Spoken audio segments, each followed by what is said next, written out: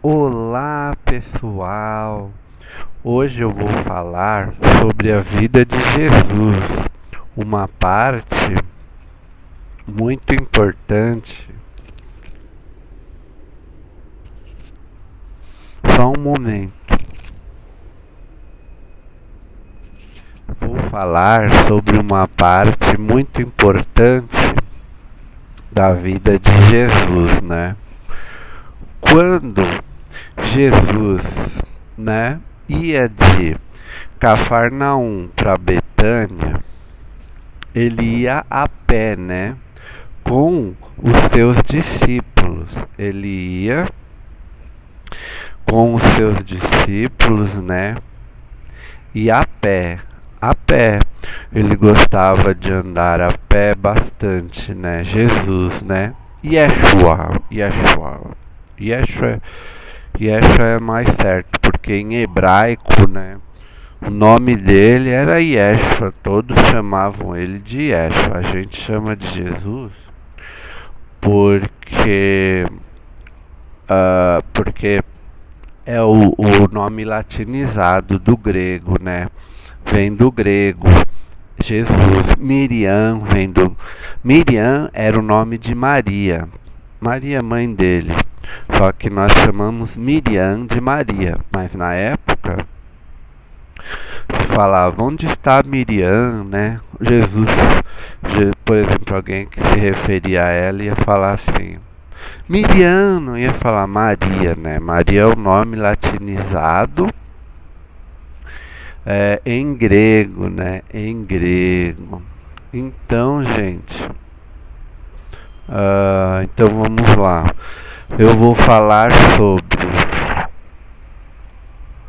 a parte que ele andava muito ele ia de Cafarnaum para Betânia a pé, né? Mas só, gente, que ele não ia sozinho. Ele ia com os seus discípulos, né? Claro, né? Ele não ia sozinho, ele sempre estava acompanhado de muita gente, os seus apóstolos e os seus discípulos também, né? Muita gente ia atrás dele,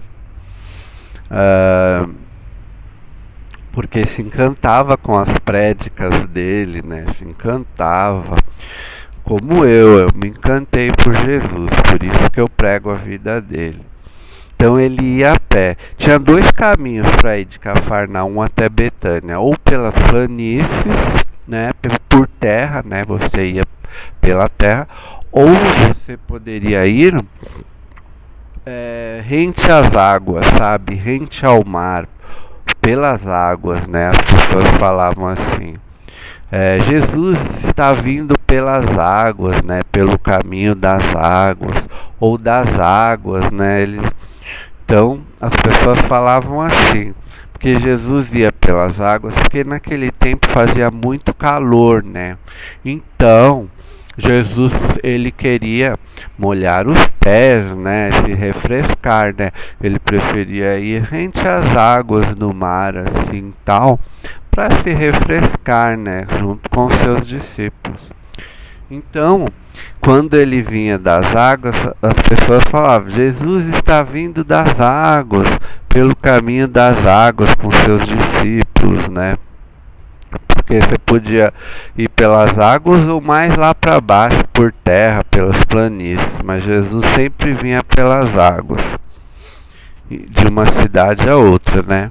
E com o tempo, gente, com as traduções e tal, foi se cortando, né? Foi se traduzindo que Jesus vinha pelo caminho das águas, ou vinha das águas, tal, e chegou até o nosso tempo que Jesus teria andado sobre as águas, né? Não é que ele andou sobre as águas, que ele teria volitado sobre as águas, não.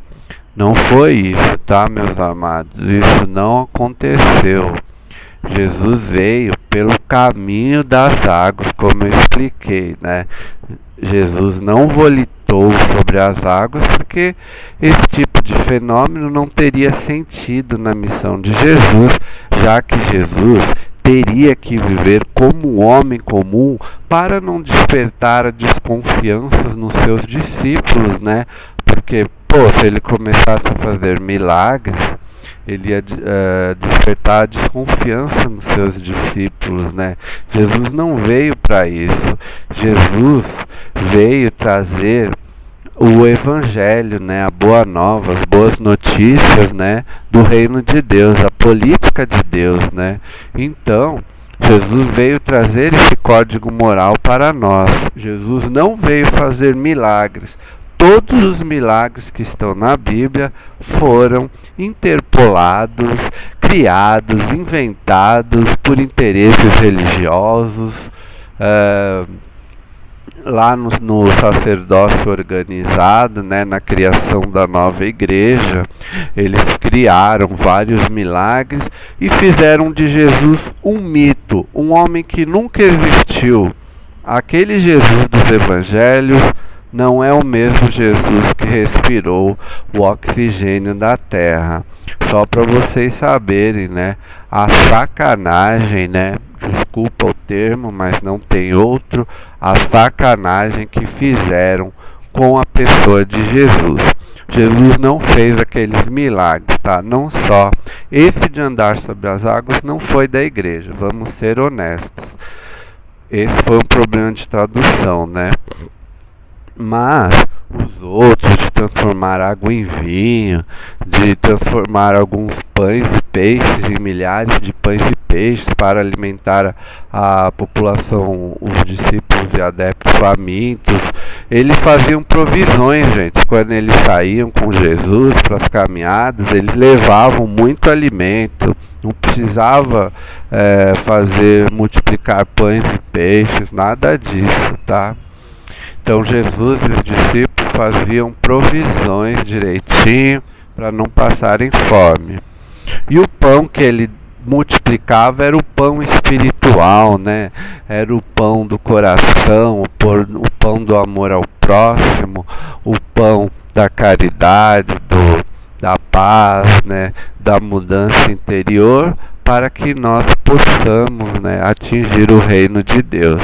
Só com a mudança de dentro para fora é que nós vamos atingir o reino de Deus, ou seja, ter um lugar melhor para viver, onde as pessoas se amam, né?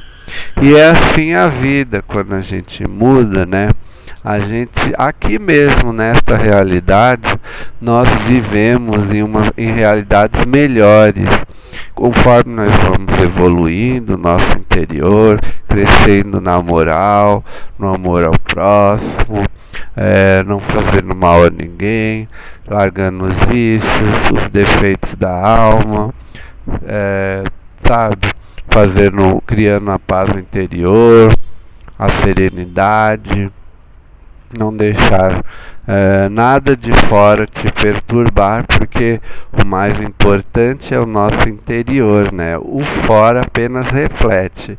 Por isso que Jesus disse: Deus está dentro de você. Quando você muda, você consegue sentir Deus, né? E esse Deus que você sente dentro de você, que é o amor, a alegria, a paz, etc., vai refletir naturalmente, fisicamente, concretamente, literalmente. Não é uma metáfora, não estou usando uma metáfora, né?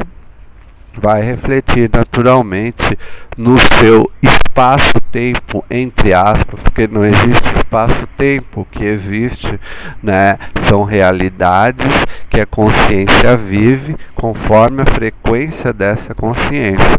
Se você estiver bem, alegre, você vai viver quadros, né, numa frequência maior, que essa frequência está em outras realidades do espaço-tempo, né? Então, gente, não existe espaço-tempo exterior, tá? Isso não existe. O que existe é a sua mudança interior.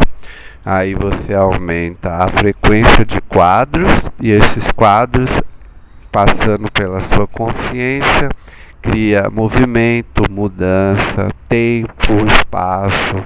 tudo que você vê e considera como realidade. Não existe realidade, meus amados. A realidade está dentro. Se você mudar por dentro, o fora não terá escolha, tá?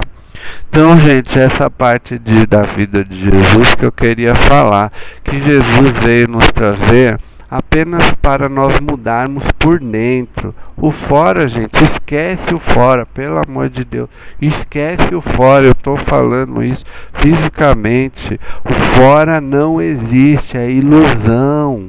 Eu sei disso. Tem que falar assim com incisão para as pessoas acreditarem.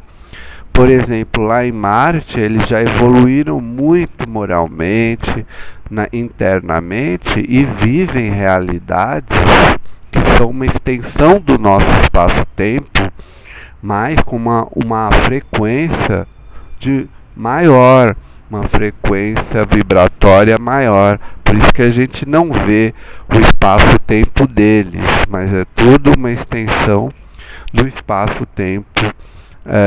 Do nosso espaço-tempo. O espaço-tempo deles é uma extensão do nosso, né? Estão todos coexistindo. Nós apenas mudando por dentro, nós mudamos, né, de realidade, né? Nós mudamos de dimensão, de tanto faz como vocês queiram entender, né? Então, Jesus não fez aqueles milagres, tá, pessoal? Ele não fez. As curas, ele fazia. Mas todos podem curar-se e ajudar na cura dos nossos irmãos. Aliás, quando você faz isso, você tem um grupo de extraterrestres do seu lado, te ajudando com tecnologia, com a mente deles, né? Porque e eles usam também uma parte sua, da sua energia para curar as pessoas, né? Que é o fluido vital, o fluido magnético. Eles usam uma parte. E a maior parte, quando Jesus curava, ninguém via quem estava do lado dele, mas tinha um monte de extraterrestre com equipamentos, sabe? Um monte de coisa. Então as curas, na verdade, ele fazia, mas não sozinho, com a ajuda dos extraterrestres. E não tem nada de milagre, tá, gente? É tecnologia, é força mental, é a fé dos doentes e o merecimento. Se o karma do doente tiver acabado, ele pode ser curado, senão ele vai ter que sofrer mais um pouquinho, né? Então é isso, gente. Jesus viveu, nasceu como uma criança comum, né, na casa da tia Sara, da tia da Maria. Viveu como uma criança comum, como um menino comum, como um homem comum. E foi crucificado como um homem, sem mostrar nenhum poder. Foi crucificado para que o seu evangelho chegasse até os nossos dias, sobrevivesse até os nossos dias e para sempre, né? Porque só assim que algo sobrevive, né? Com a coragem, né, de homens como Jesus, que mudam o mundo por darem sua vida ao que acreditam, né? Então Jesus morreu na cruz para que o evangelho chegasse até hoje, e hoje ele volta para consertar, né, vários erros nos evangelhos mesmo e nos milagres, como eu disse, para dizer que ele não veio fazer milagres e veio apenas pregar o evangelho, a paz, o amor, o carinho, a delicadeza entre os irmãos. Vou ficando por aqui. Até a próxima aula, tá, pessoal? Namastê. Hachu. Hachu é meu amor incondicional a todos. Muito obrigado por assistirem. Obrigado. Até a próxima.